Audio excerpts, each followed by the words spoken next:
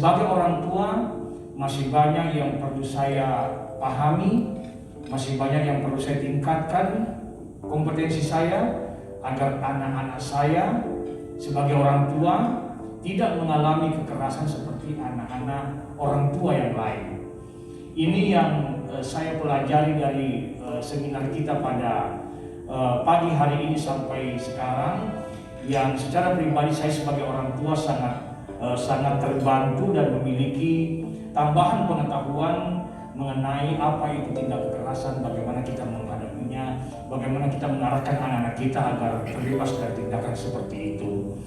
Yang kedua, sebagai orang yang bekerja di Direktorat Jenderal Pendidikan Anak Usia Dini, Pendidikan Dasar dan Pendidikan Menengah, saya memandang bahwa seminar ini, lokakarya ini adalah merupakan lokakarya yang paling baik untuk menyerap aspirasi, menyerap masukan, menyerap kritik dari berbagai teman-teman terkait dengan upaya pencegahan dan penanganan tindak kekerasan pada anak di satuan pendidikan anak usia dini. Kalau terkait dengan infrastruktur kebijakan payung yang ada di tingkat nasional, sebenarnya ini sudah sangat mencukupi. Kita sudah banyak sekali memiliki instrumen kebijakan baik interkementerian maupun antar kementerian yang membahas mengenai hal ini. Nah, lagi-lagi ini sayangnya kita masih mengalami sebuah keadaan yaitu yang disebut silo. Artinya banyak sekali kebijakan, tetapi dari apa yang saya terima pada pagi hari ini sampai siang hari, satuan pendidikan belum benar-benar menikmati hadirnya kebijakan itu di tingkat satuan pendidikan. Artinya kebijakan itu masih tetap menjadi kebijakan, tetapi belum sampai kepada tingkat yang paling bawah, yaitu satuan pendidikan dan orang tua. Nah, saya pikir inilah rekomendasi yang pertama yang ditelurkan oleh teman-teman semua, bahwa kita perlu memastikan bahwa mereka tahu apa yang harus dilakukan melalui pedoman tata kelola perlindungan anak di satuan PAUD. Nah, itu yang pertama. Kemudian yang kedua, ini adalah rekomendasi yang sangat baik. Bagaimana kemudian kita memperhatikan hal ini dalam penyusunan standar nasional PAUD yang sedang kita susun saat ini. Jadi untuk Ibu dan Bapak ketahui bahwa Kementerian Pendidikan Kebudayaan, Riset dan Teknologi tengah mereview serangkaian standar, tidak hanya di jenjang PAUD tapi juga di jenjang pendidikan dasar dan menengah. Dan saya pikir memasukkan perlindungan terhadap anak adalah merupakan hal yang sangat penting. Oleh karena itu ini akan menjadi perhatian kita dan akan kita bawa ke berbagai meeting yang membahas mengenai review terhadap standar nasional PAUD, yaitu Permendikbud 137 tahun 2014. Kemudian yang ketiga, nah ini juga hal yang sangat penting. Bagaimana kemudian menilai kinerja, sebenarnya tidak hanya terkait dengan akreditasi, tapi juga terkait dengan rapor pendidikan di tingkat kabupaten kota. Ini juga perlu kita address dengan memasukkan komponen ini. Di satuan pendidikan sendiri, terutama di akreditasi, kita telah memiliki serangkaian indikator-indikator yang disebut pohon indikator yang nanti akan menjadi sumber informasi bagi kita untuk memastikan kualitas penyelenggaraan PAUD. Nah, dalam pohon indikator ini telah banyak sekali disematkan berbagai indikator kinerja yang akan diukur di tingkat daerah agar kita bisa melihat sejauh mana mereka mampu menghadirkan layanan PAUD yang berkualitas di daerahnya masing-masing. Dan perlindungan terhadap anak menjadi salah satu perhatian kita dalam menyusun pohon indikator ini. Nah, sehingga kalau kita menuju kepada konsep PAUD berkualitas, maka salah satu yang kita ingin capai adalah bagaimana kemudian menghadirkan lingkungan belajar yang aman, yang nyaman dan menyenangkan bagi anak melalui kerjasama kita semua. Nah, jadi saya pikir yang nomor 4 ini, masuknya komponen perlindungan anak terhadap penggunaan akreditasi adalah merupakan hal yang sangat penting. Kemudian yang keempat, saya pikir ini masukan yang sangat saya hargai. Mengapa? Karena ini menunjukkan kemauan ataupun willingness dari perguruan tinggi untuk turut berpartisipasi dalam isu ini. Nah, sehingga tentu nanti ke depan kita harus bekerja dengan sangat dekat, karena memang tema kita adalah bergerak bersama. Tentu semuanya akan terlibat, mulai dari tingkat nasional sampai ke tingkat yang paling operasional, yaitu di tingkat satuan pendidikan. Nah, kemudian yang kelima, terkait dengan kurikulum pendidikan anak usia dini. Nah, saya pikir ini telah menjadi perhatian kita di Kementerian Pendidikan, Kebudayaan, Riset dan Teknologi. Kalau tadi pagi kita mendengar ada bahasan mengenai bagaimana kemudian kita membebaskan anak kita dari tindak kekerasan, salah satu di antaranya adalah pemaksaan baca tulis itu.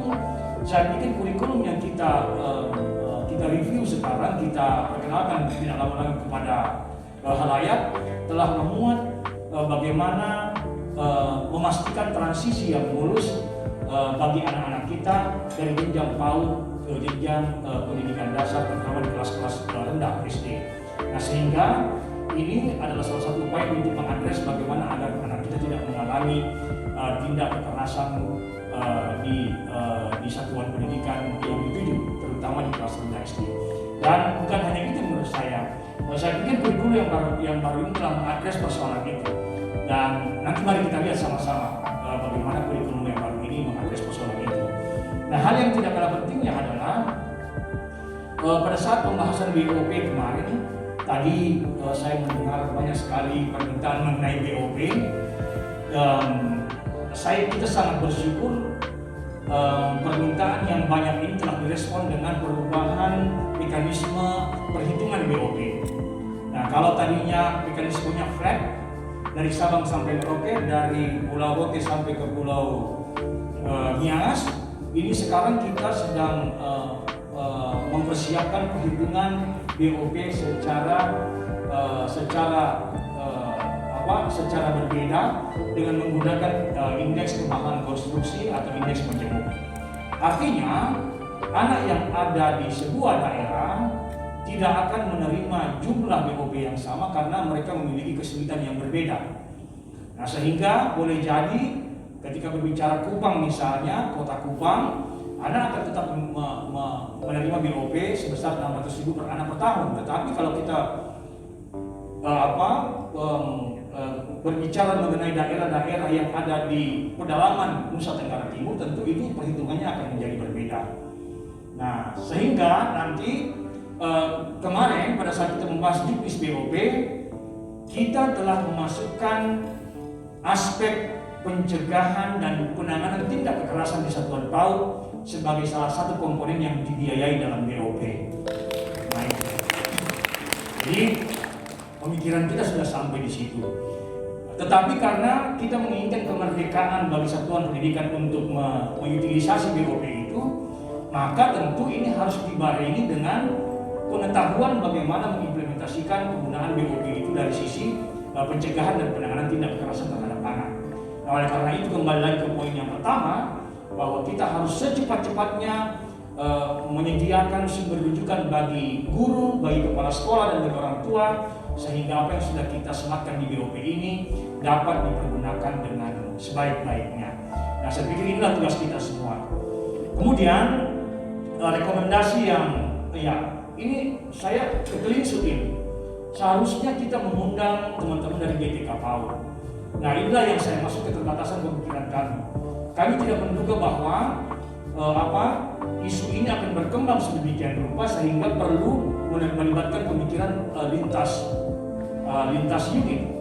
Nah, tentu ke depan kita akan memperbaiki ini dengan mengundang semua lintas unit yang terkait, terutama dari Direktorat Jenderal GTK, sehingga Direktorat Jenderal GTK, terutama Direktorat GTK PAUD dan Dikmas, bisa memikirkan bagaimana peningkatan kompetensi guru dalam upaya untuk membekali mereka dengan kecakapan untuk mencegah dan mengelola adalah tidak kekerasan terhadap anak di satuan PAUD. Dan ada satu hal yang saya underline dari pertemuan ini mulai dari pagi sampai siang tadi, bahwa kita semua narasumber, semua penanggap, semua penanya berbicara mengenai pendidikan keluarga. Ya, pendidikan keluarga merupakan hal yang sangat penting untuk memitigasi ataupun mencegah dan memitigasi tindak kekerasan terhadap anak. Nah, saya ingin sedikit menyampaikan bahwa peleburan Direktorat Pendidikan Keluarga tidaklah bermaksud untuk mengesampingkan pentingnya peran pendidikan keluarga dalam pendidikan di semua jenjang. Tetapi itu lebih merupakan pilihan-pilihan sulit yang harus diambil oleh Kemendikbudristek agar kita memastikan bahwa kita melakukan reformasi birokrasi internal yang benar dan baik. Nah, walaupun Direktorat Pendidikan Keluarga telah tidak ada lagi, tetapi kita ingin memastikan bahwa peran penting keluarga dalam pendidikan tetap terjaga. Oleh karena itu, maka khusus untuk Direktorat PAUD, kita senantiasa mengedepankan isu ini sebagai program mainstream di Direktorat Pendidikan Anak Usia Dini. Tadi kemarin sudah disampaikan oleh Bang Asmai bahwa kita sedang membuat 3 piloting pendidikan keluarga di 3 bagian Indonesia, bagian timur, bagian tengah, dan bagian barat. Nah, ini adalah merupakan bentuk perhatian kita mengenai pentingnya pendidikan keluarga, tidak hanya untuk mengadres tindak kekerasan, tapi juga berbagai persoalan lain, gizi, kesehatan, pengasuhan, dan kesejahteraan. Nah, oleh karena itu maka teman-teman, saya tahu di sini banyak teman-teman pegiat pendidikan keluarga, saya bertemu banyak sekali. Mari sama-sama kita bergandengan dengan Direktorat PAUD agar isu-isu mengenai pendidikan keluarga, terutama yang kita bahas hari ini mengenai peran pendidikan keluarga, peran keluarga dalam mencegah dan menanggulangi tindak kekerasan terhadap anak dapat tetap kita hidupkan. Nah, saya pikir rekomendasi yang yang ditujukan kepada pihak eksternal akan segera kita koordinasikan. Dan saya ingin menyampaikan bahwa apa yang kita lakukan pada malam hari ini, saya sangat berharap ini bukanlah pertemuan yang pertama dan terakhir. Tetapi saya berharap ini adalah merupakan cikal bakal untuk memastikan bahwa Satuan Pendidikan Anak Usia Dini merespon dengan baik isu mengenai pencegahan dan penanganan tindak kekerasan terhadap anak di Satuan PAUD. Nah, saya sangat berharap kita bisa bekerja dengan dekat di tahun 2022 dan datang kembali ke sini dengan produk yang sudah lengkap, dengan implementasi yang sudah ada, sehingga temanya bukan lagi seminar dan lokakarya, tetapi evaluasi, implementasi, pencegahan, dan penanganan tindak kekerasan terhadap anak di Satuan Pendidikan Anak. Kami ingin menyampaikan apresiasi yang setinggi-tingginya kepada ibu dan bapak sekalian yang telah meluangkan waktu untuk hadir di sini. Semoga ibu dan bapak memperoleh pelayanan yang baik di sini. Tidak ada kekecewaan, dan jikapun ada kekecewaan, mohon disampaikan kepada kami, baik secara lisan maupun tertulis, agar kami bisa lebih baik lagi di masa yang akan datang.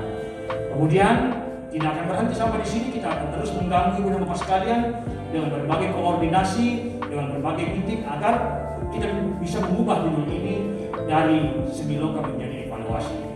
Demikian yang bisa saya sampaikan. Sekali lagi terima kasih atas partisipasinya. Mohon maaf atas segala kekurangan pelaksanaan kegiatan semi loka ini, dengan mengucapkan alhamdulillahirabbil alamin.